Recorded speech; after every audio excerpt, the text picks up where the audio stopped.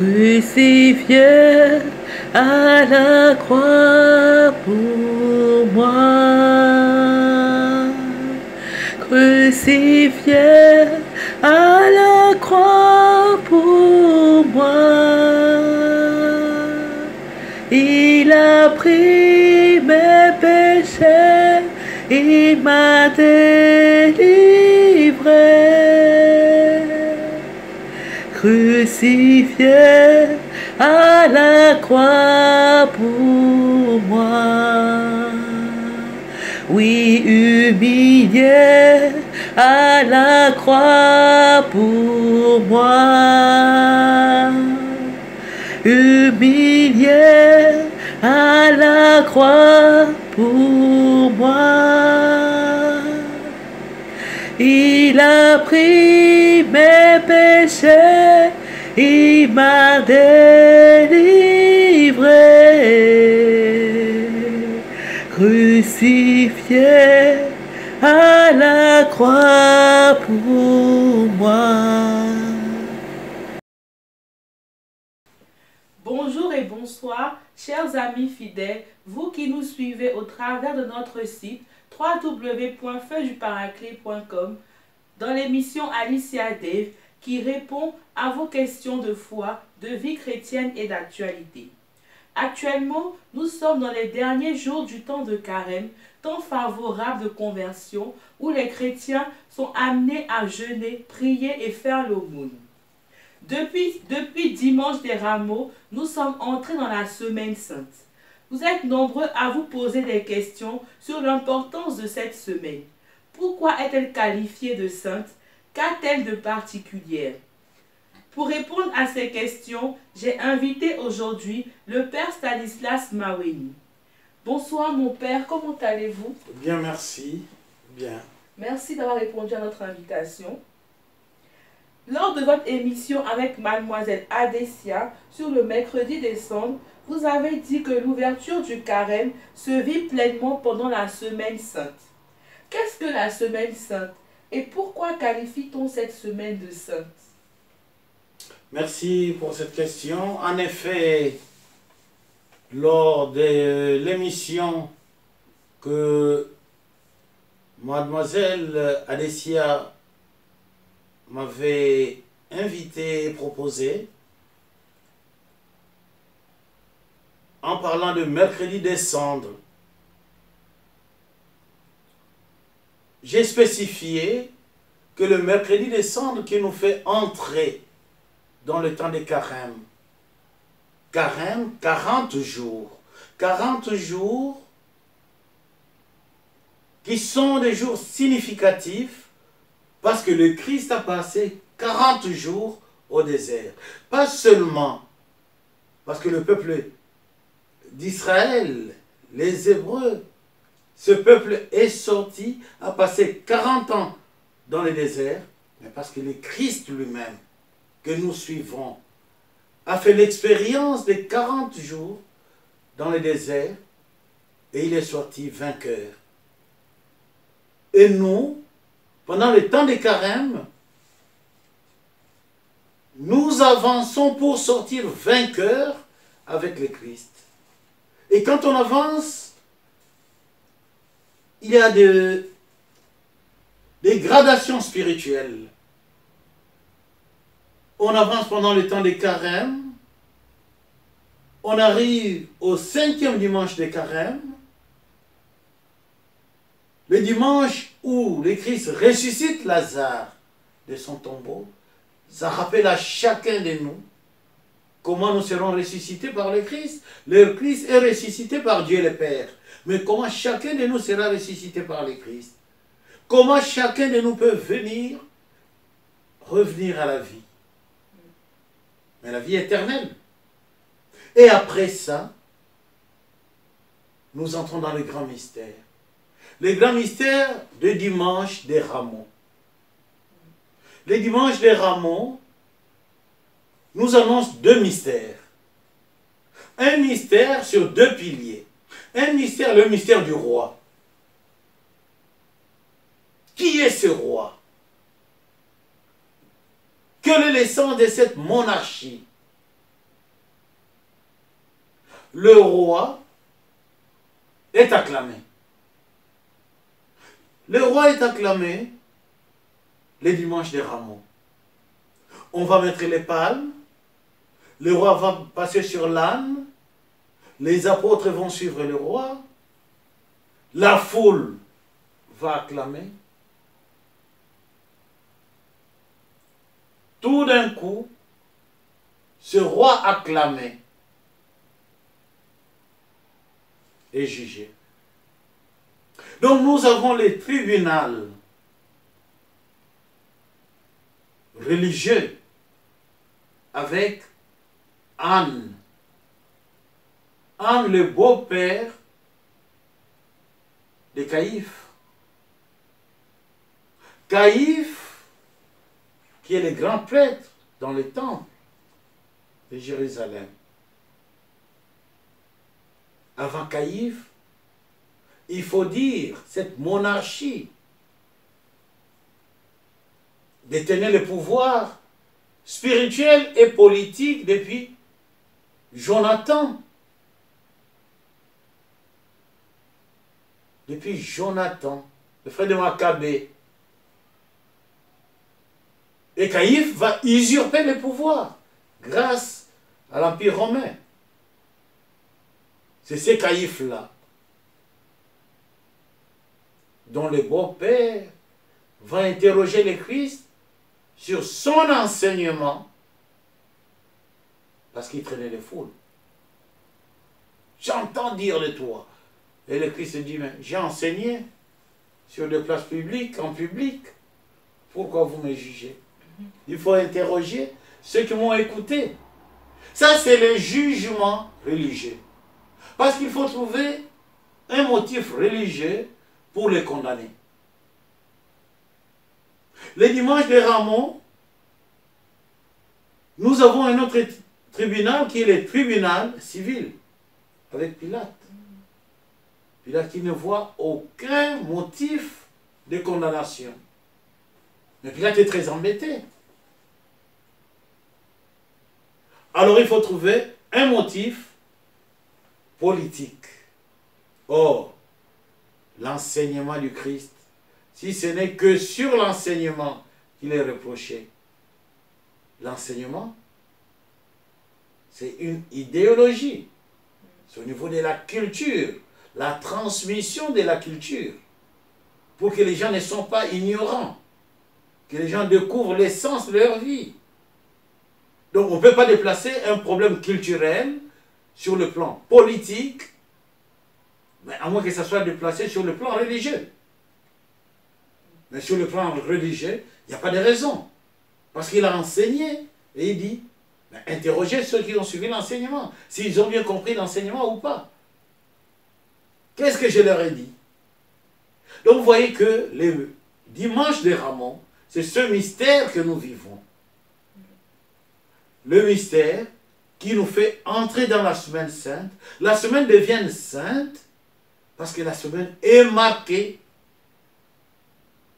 très ponctuée par les grands mystères du Christ qui donne sa vie, du Christ qui prend la croix et meurt, du Christ qui va aux enfers et du Christ ressuscité les jours de Pâques. C'est pourquoi c'est une semaine pleinement sainte pour s'attacher, s'accrocher au Christ mort et ressuscité. D'accord, mon père. Mais mon père, vous avez dit tout à l'heure que lors du dimanche des Rameaux, on célèbre le Christ. Pourtant, en Afrique, on utilise les palmes qui signifient le deuil pour célébrer le Christ le dimanche des Rameaux. Pouvez-vous nous expliquer pourquoi cela et quel est le sens de la célébration du dimanche des Rameaux? Le sens de la célébration du dimanche des Rameaux, c'est célébrer le Christ roi.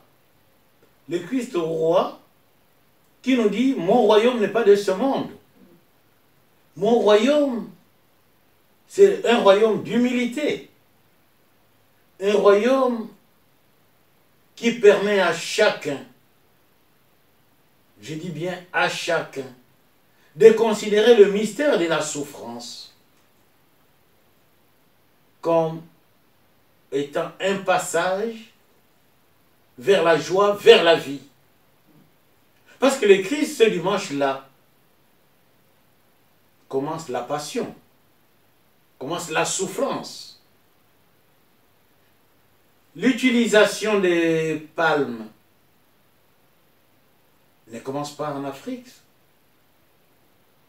Les Juifs utilisaient les palmes. Si nous prenons le livre des Lévitiques, on nous parle des palmes. Ils utilisaient les palmes. Si nous prenons dans la Bible les évangiles synoptiques, c'est-à-dire Matthieu, Marc et Jean, Matthieu, Marc et Luc, les trois évangiles synoptiques, les trois, parlent des rameaux. Ils ont utilisé des rameaux. Mais la précision, nous la trouvons chez Jean, les disciples bien-aimés, qui va plus loin en disant ils ont utilisé des rameaux de palmes. Donc, ils ont utilisé ce qui était à la portée de la culture juive, qui était dans leur culture, dans leur mentalité. Là où se célèbre la fête des rameaux, ceux qui n'ont pas de palme utilisent ce qui est à leur portée. En Europe, par exemple, il y a des bouillies. Mais si nous allons en Bretagne, c'est le fait des lauriers. Donc vous voyez, et petit à petit, cette culture a fait que les gens commencent à embellir la fête, à donner plus de sens à la fête, plus de beauté à la fête. Ils ont ajouté des fleurs. C'est pourquoi on appelle les dimanches des rameaux comme dimanche fleuri. Vous allez en Alsace, en Lorraine. Donc vous voyez que chacun utilise ce qui est à la portée de sa vie, de sa culture. Et en Afrique, les missionnaires arrivent. Les missionnaires rencontrent beaucoup de palmiers. Du coup, les missionnaires retrouvent l'essence biblique de la fête. Ce qu'on a utilisé les jours des rameaux. Les palmes, les palmes qui servent aussi à signaler les lieux de décès. Mais ces lieux de décès doivent devenir des lieux de vie. Parce que vous savez, avec un palmier, non seulement on a l'huile de palme, mais avec les palmiers, on peut faire des nattes aussi. En Afrique, c'est fréquent. En Afrique, c'est fréquent. On fait des nattes aussi. Donc, vous voyez que les palmiers peuvent nous aider à avoir un lit. Et avec ça, avec les palmiers, non seulement ça nous donne de l'huile, ça donne aussi le vin de palme. On peut boire aussi. Avec le vin de palme, on peut faire aussi l'alcool. Donc, vous voyez, le palmier, non seulement ça peut donner aussi des nervures. Ça donne des nervures. Mais moi, quand j'étais à l'école primaire, les enseignants avaient l'habitude de nous... Vous arrivez en retard, vous faites une bêtise en classe, on vous dit, bon, vous venez avec 500 nervures. Qu'est-ce que tu vas faire? Donc, il faut trouver quelqu'un qui va monter sur les palmiers, couper des branches, et tu récupères, tu fais des nervures. Vous voyez? Avec les feuilles, on peut faire aussi l'encens. Avec ces feuilles-là, on peut faire aussi des bicarbonades traditionnels. Avec ces feuilles-là, on peut, traditionnellement, on peut soigner aussi de la carie. Donc vous voyez que les palmiers en soi a une déclinaison importante. Alors, arrivés en Afrique, ils ont vu le palmier, ils ont dit, voilà, Saint Jean nous parle des palmiers, et là on est face au palmier, on va utiliser le palmier. Du coup, le palmier devient signe de joie, même si c'est pour signaler que là, il y a un décès, mais c'est pour dire, le lieu de décès qu'on vous signale, c'est un lieu de joie. Parce que le décès, c'est quoi? Le décès, c'est la mort de la personne dans le royaume des cieux. À moins que les gens ne comprennent pas ça. Le décès qui n'est pas l'annonce de la naissance dans le royaume, c'est le décès qui est annoncé soit avec des tam-tams, soit avec des cris, soit avec des sifflets, soit avec des griots. Voilà le sens que le missionnaire voulait donner en utilisant des palmes, en mettant des palmes dans des carrefours pour dire qu'il y a décès à tel endroit, un autre sens à donner à ces décès, sens de la résurrection. Merci mon Père pour cette réponse. Le jeudi saint, l'Église commémore la Sainte Seine et le lavement des pieds des disciples. J'aimerais savoir quelle est la signification du lavement des pieds et du dernier repas de Jésus. Le dernier repas de Jésus, c'est la Seine. Il donne son corps, il donne son sang pour la vie éternelle. Moi, c'est le passage qui m'a beaucoup marqué. C'est mon passage préféré. Il donne son corps, son sang pour la vie éternelle. Donc, à chaque fois que je communie, je dis j'ai la vie éternelle. Ça a commencé. La vie éternelle commence dans ce monde. Je n'ai pas à attendre. Dans le présent, je suis déjà dans l'élan de la vie éternelle. Et en donnant son corps et son sang, il dit, vous ferez ceci en mémoire de moi. C'est cette recommandation qui est importante. Pourquoi? En faisant cela en mémoire de lui, nous sommes toujours dans la vie éternelle. C'est une dynamique. Il donne son corps, il donne son sang. Il donne à qui? À tout le monde. Même à Judas. Donc, il n'y a pas d'interdit. Il n'y a pas d'interdit. Parce que son amour se donne à tout le monde. Et cet amour qui se donne à tout le monde, c'est l'amour qui sert. Il faut se mettre au service.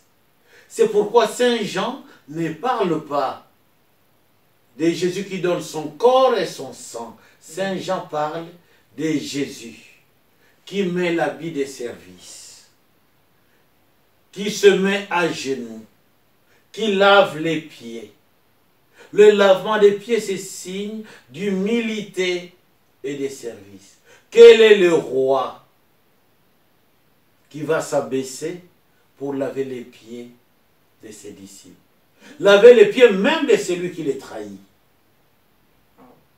Il n'y a que Jésus qui peut faire des choses comme ça.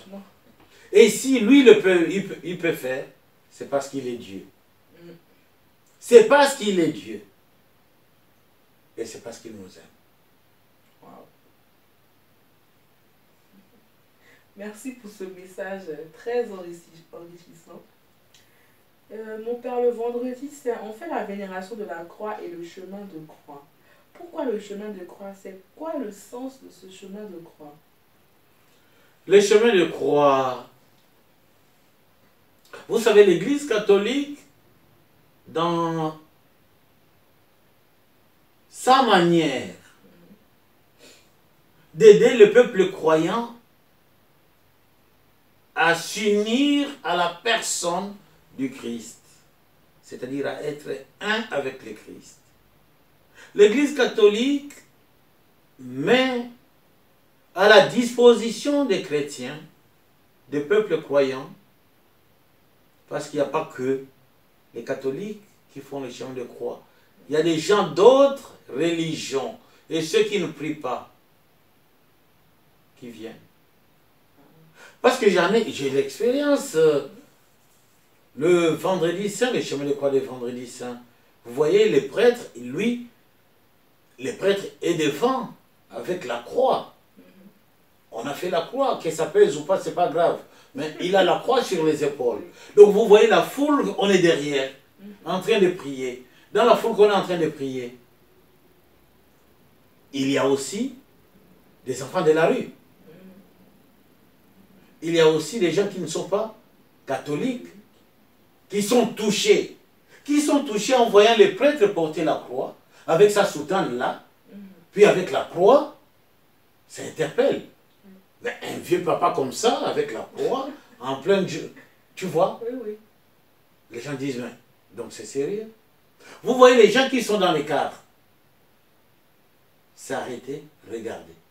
Ceux qui sont dans les bus, dans les taxis, c'est qu'il y a quelque chose d'important qui se passe. Pourquoi?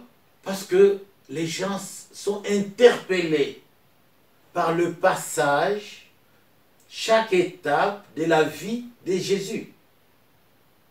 C'est ce mystère de la vie de Jésus. Ce qui est écrit dans la Bible. On actualise cela. On dit, bon voilà, nous allons actualiser cette étape de la vie de Jésus. On actualise cela. En actualisant cela, ça permet à chacun de vivre pleinement ce mystère de Vendredi Saint. Pleinement. Et, tenez-vous bien, quand j'étais jeune avec beaucoup de cheveux encore, j'ai travaillé à Lourdes. À Lourdes, je m'occupais du service des pèlerins d'un jour. Les gens qui venaient à Lourdes, les pèlerins qui venaient à Lourdes, parce qu'il y a des gens qui ne connaissent pas Lourdes, qui sont perdus. Alors, comment les occuper dans la journée? Vous voyez juste que où l'Église réfléchit, pense à la place des autres. Comment les occuper, comment les orienter. Du coup, les gens venaient, moi je mettais le panneau, service de pèlerin d'un jour, à la Vierge couronnée qui est au centre du site de Lourdes. Les gens venaient, et je retrouvais les gens là, avec ces personnes, pas les mêmes personnes, mais chaque jour à 9 h, je faisais les chemins de croix. C'est pourquoi je suis accroché à cela. Parce que c'est le mystère de la vie de Jésus qu'on est en train de vivre. Je dis bien, chaque jour, pendant l'été, chaque jour. J'ai dit bien chaque jour. Donc de 9 h à 11 h, j'ai fini. À 11 h, on rentre dans la basilique. À 11 h, pourquoi? Pour permettre à celui qui a été touché pendant les chemins de croix d'aller à la confession. Après la confession, on peut aller à l'adoration du Saint-Sacrement. Et après, c'est la messe. Après la messe, chacun retrouve son restaurant pour manger. Mais mais c'est sérieux les chemins de croix. Et moi, quand j'arrivais à la station, Jésus pleure sur Jérusalem.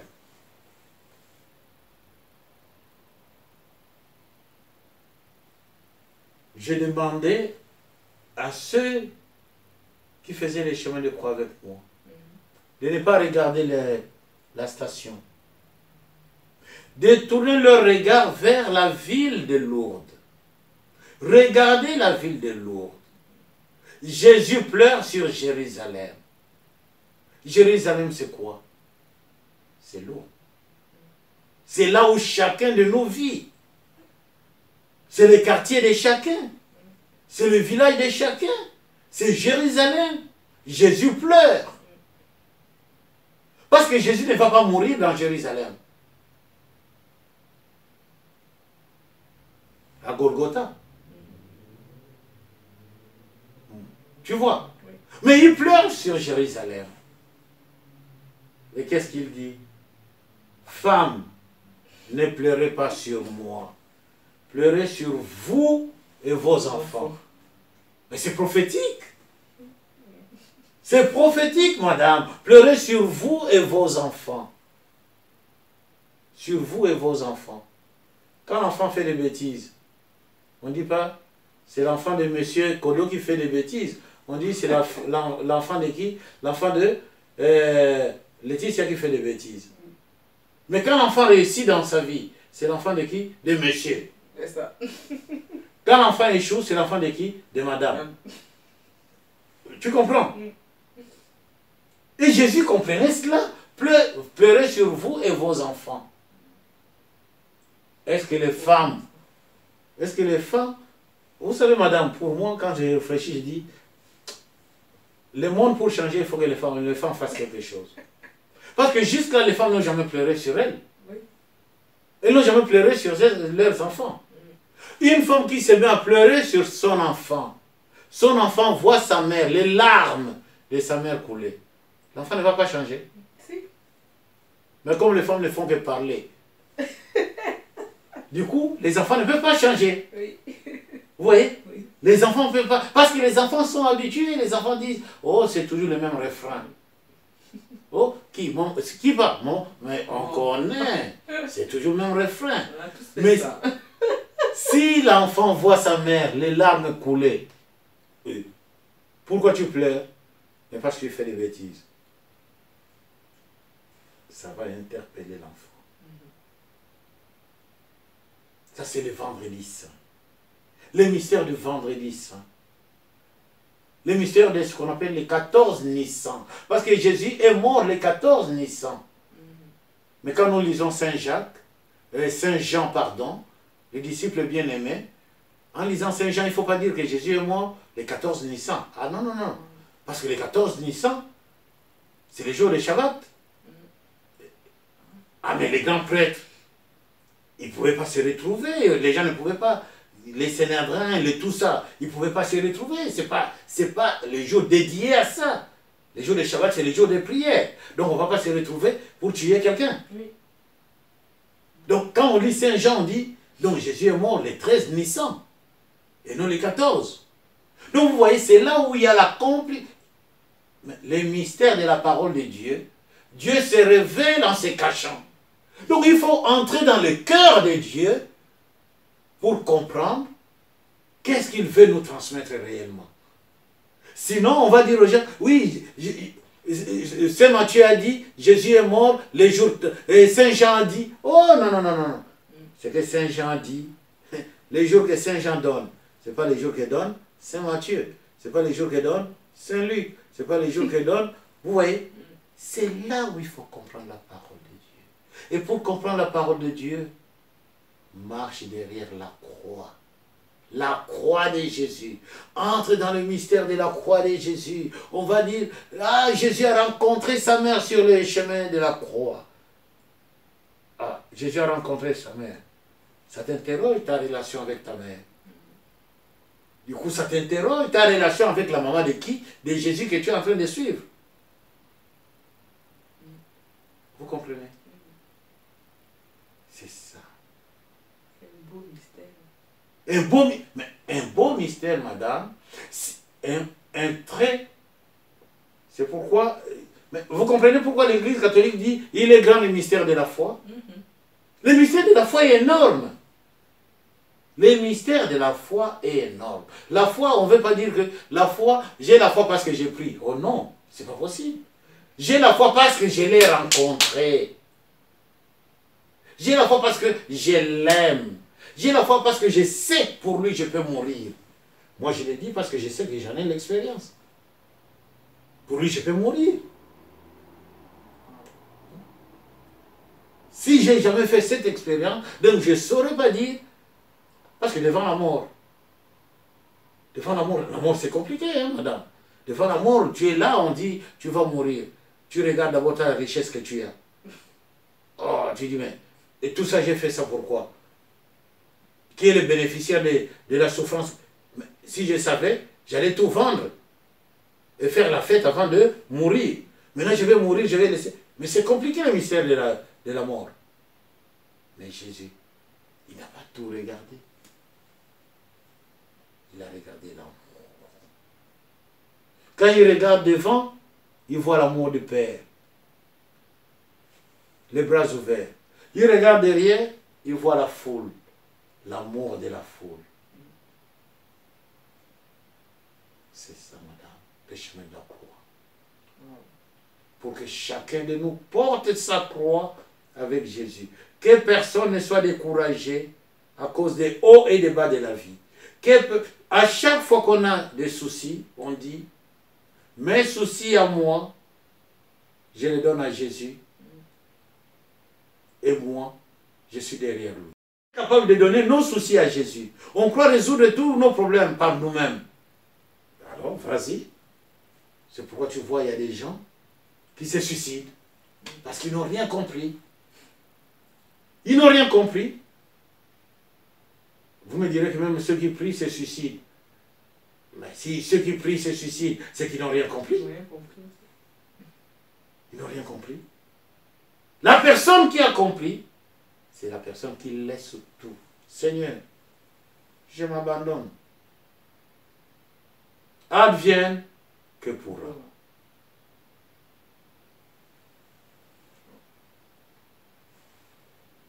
Dans le credo, les catholiques disent que le samedi saint, le Seigneur, Jésus est descendu aux enfers. S'il est allé aux enfers, il est donc allé chez Satan. Mais qu'est-ce qu'il est parti faire là-bas? Ah, le credo dit très bien, Jésus est allé aux enfers, oui, mais pas en enfer. Ah, Pas en enfer. L'enfer, c'est un état. Les ciels, quand on parle des ciels, tout le monde regarde comme ça. Mais le royaume des cieux, c'est pas là-bas. Le royaume des cieux, c'est un état. Le royaume des cieux, c'est la vie éternelle. Le royaume des cieux, c'est Jésus. Il est là. Il a dit, mon nom, c'est Emmanuel. Dieu parmi nous. Il est là. Qu'est-ce qu'il est allé chercher quand il est mort, Jésus? Il est allé chercher tous ceux qui sont morts avant lui. À partir d'Abraham, à partir d'Adam. À partir d'Adam, tous ceux qui sont morts avant lui, jusqu'à Jean-Baptiste. Il les a tous ressuscités. Il est parti avec eux. Parce qu'eux, c'était des prophètes.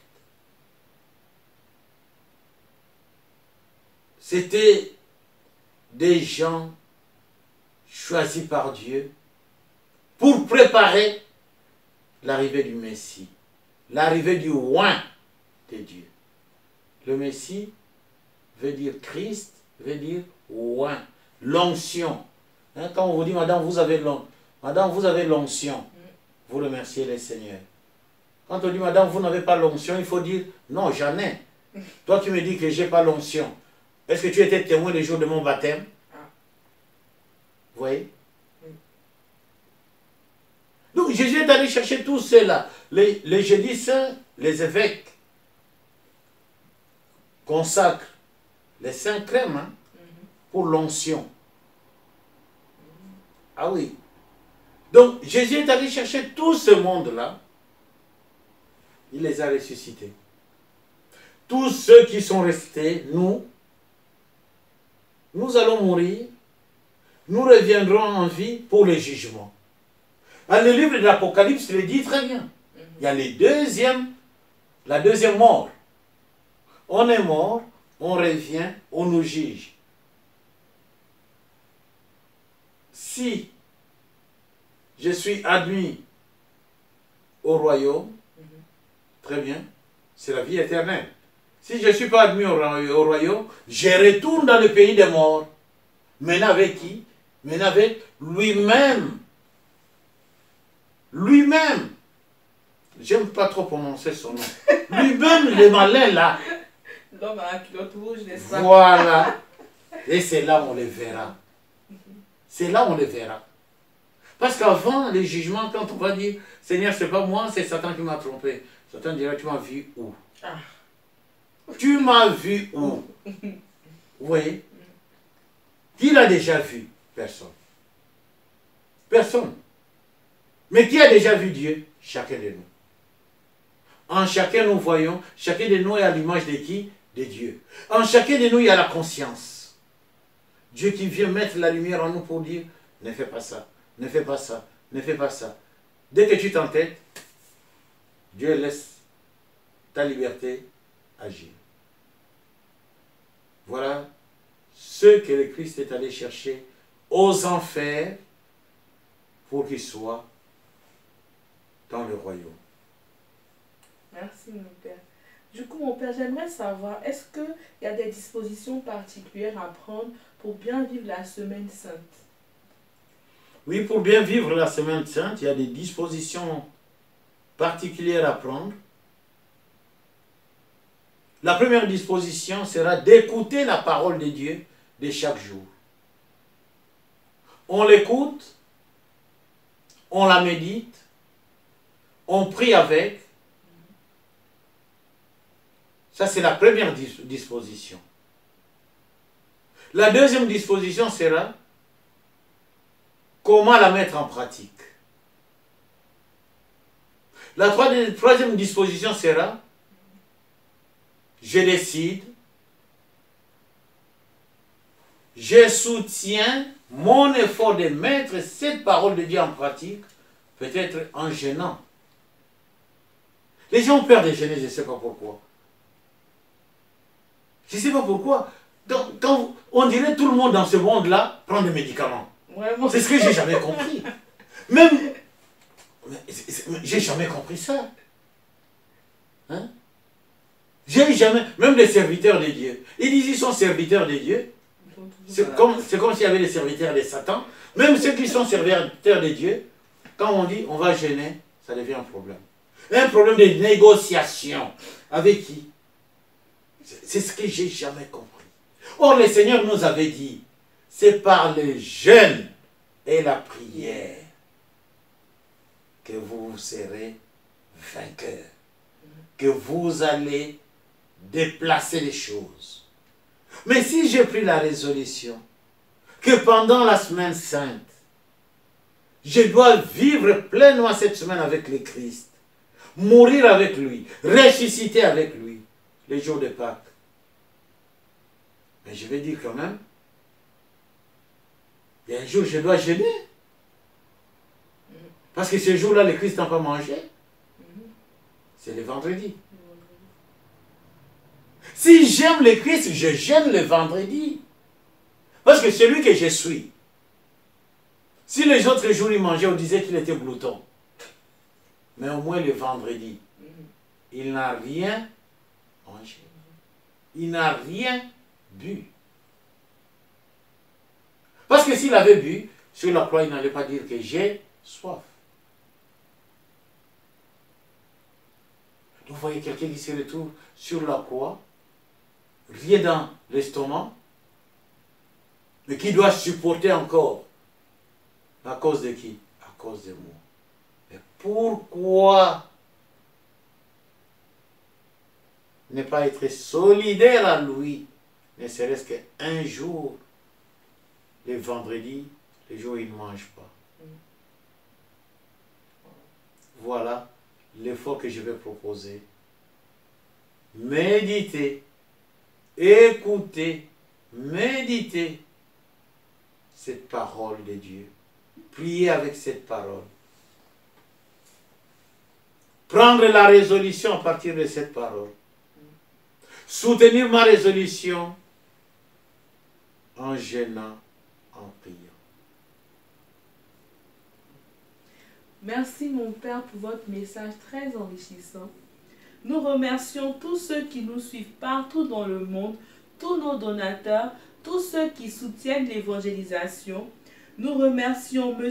Diama Lévien au Congo, Mme Audi et Mme Essé à Abidjan, Mme Feuga à Paris, sans oublier la sœur Michel à Barcelone. N'hésitez pas à réagir en mettant un commentaire sur le bas de la vidéo. N'hésitez pas également à vous abonner à notre chaîne YouTube. Merci de nous avoir suivis et à très bientôt pour une nouvelle émission. Merci mon Père d'être venu ce soir. Merci madame, merci beaucoup. Merci. Merci pour votre invitation. Crucifié à la croix pour moi. crucifié à la croix pour moi. Il a pris mes péchés, il m'a délivré. Crucifié à la croix pour moi.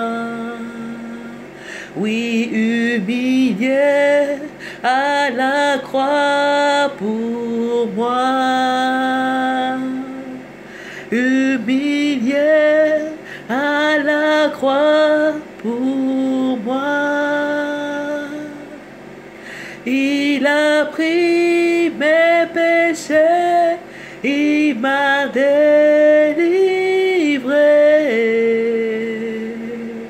Crucifié à la croix pour moi.